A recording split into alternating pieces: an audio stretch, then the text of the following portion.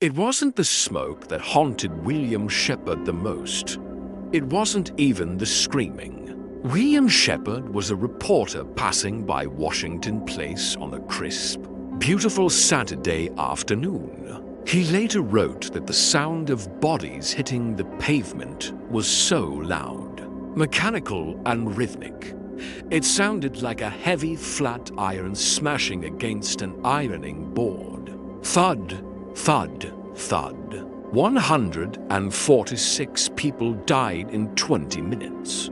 They didn't die because of a tragic, unavoidable accident. They died because they were locked inside a machine designed to maximize profit and ignore human life. Welcome to the Asch Building, March 25, 1911. The Asch Building in Greenwich Village was a modern marvel. 10 stories of gleaming steel and concrete. The owners advertised it as completely fireproof, and perhaps the bricks and mortar were. The people inside were not. The top 3 floors housed the Triangle Waist Company. They made shirtwaists, the crisp, tailored uniform of the modern American working woman. Inside, 500 workers, mostly young Italian and Jewish immigrant girls, aged 14 to 23, toiled 6 days a week, sometimes for as little as $6. They were the beating heart of New York's garment district. Just a year prior, these same women had led a massive strike, demanding safer conditions and unlocked doors. Max Blank and Isaac Harris, the Triangle owners, hired thugs to beat them and ultimately broke the strike. Management refused to compromise on safety.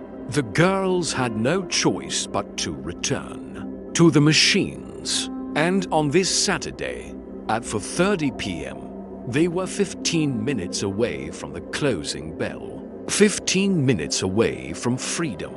The owners, Blank and Harris, were terrified of 2 things: union organizers and theft. At quitting time, the exhausted women were corralled toward a single, narrow exit so foremen could inspect their purses. They checked for stolen pieces of lace or threaded daily humiliation to ensure no one slipped out unnoticed. The secondary door, the Washington Place exit, was chained and padlocked from the outside. A locked door was management's crude, deadly solution to inventory control. Even without the locks, the working floor was a labyrinth. The aisles between the sewing machines were barely wide enough for a single person. They were choked with deep wicker baskets, overflowing with sheer cotton and tissue paper patterns. The floorboards were saturated with years of spilled machine oil. There was only one external fire escape.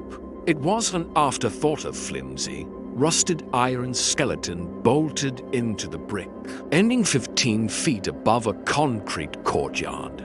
It was designed to hold perhaps a dozen people, not 500. The owners had been warned repeatedly by fire inspectors about the explosive dust in the air. They ignored them. They had experienced previous fires in other factories and collected handsome insurance payouts on all of them. To Blank and Harris, a fire wasn't a risk. It was a business opportunity. For 4:45 p.m., a scrap bin under a cutter's table ignited. No one knows exactly how a carelessly tossed cigarette, a match. It didn't matter. Within seconds, the floating cotton dust caught fire. The 8th floor became a blast furnace. The 8th floor managed to escape downwards to the street. The executive staff on the 10th floor scrambled upwards to the safety of the roof. But on the 9th floor, there was no warning. The telephone operator had fled in terror before alerting them. By the time they smelled the acrid smoke, the stairwell was already a chimney of roaring flame. Margaret Schwartz, a young worker, reached the Washington Place door first. She pulled frantically at the handle. It didn't move. Black smoke began pouring through the keyhole. "The door is locked," she screamed. As the flames caught the edges of her skirt, panic erupted. 250 workers stampeded through the narrow aisles. They rushed to the green street door, but it was completely impassable, blocked by a wall of fire. They beat on the locked Washington Place door until their hands bled, tearing at the heavy wood. The key was in the pocket of a foreman who had already run for his life. They poured out the windows onto the single, fragile fire escape. It held for a few agonizing moments. Then, the immense heat twisted the iron. The anchor bolts sheared cleanly from the masonry. The entire structure collapsed with a metallic shriek, dumping over 20 people nearly 100 feet onto the concrete spikes of a fence below. These stories of industrial hubris and the devastating human cost are difficult to hear, but they are essential to remember. If you believe in preserving this history, please like this video and subscribe to the Disaster Architect. Help us keep these memories alive.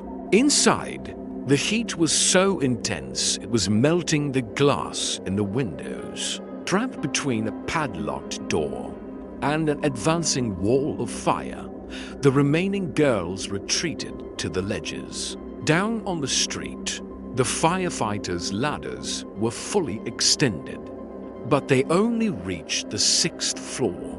Firemen held out life nets, pleading for the girls to jump. But the nets tore apart like wet tissue paper under the sheer force of the falling bodies, sending the rescuers sprawling. The girls on the ledges looked down at the horrifying drop. They looked back at the advancing flames, and then they made the only choice they had left. They jumped, sometimes alone, most often in pairs, holding hands tightly, arms wrapped around each other's waists. As they fell 10 stories into the abyss, the rain of bodies continued for 12 uninterrupted minutes. The city went into profound shock. The temporary morgue on the Misery Lane pier became a scene of unimaginable grief. Parents walked among rows of rough wooden coffins, forced to identify their daughters by a melted piece of jewelry, a braided lock of hair, or the charred payroll envelope still fiercely clutched in a burned hand. Max Blank and Isaac Harris were put on trial for manslaughter. Their expensive, ruthless lawyers twisted the survivors' testimonies, arguing there was no definitive proof the owners knew the door was locked at that specific moment.